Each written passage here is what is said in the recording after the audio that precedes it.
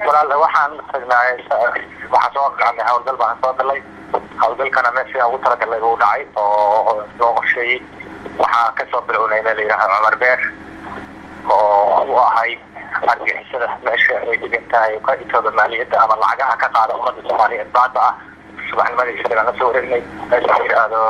video aan waxaan la wareegnay shalay lixda ayaa farsamado marka waxa adigu way ka yaacayaan waxaan markii hawlgal bilowdo dad awood la ama meel istaagi karna ma ahan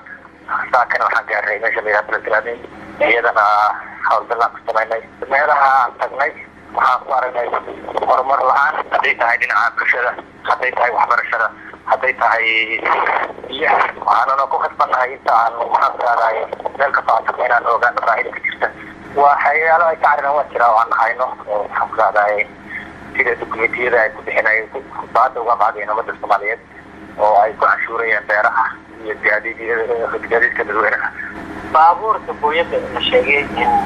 sabab markii aad tagteen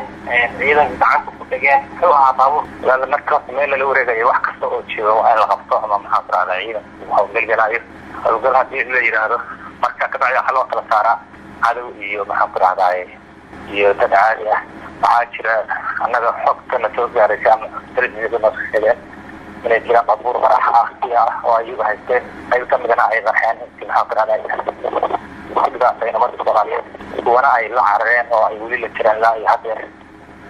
shaqadiina ka dib u tagnaa Allah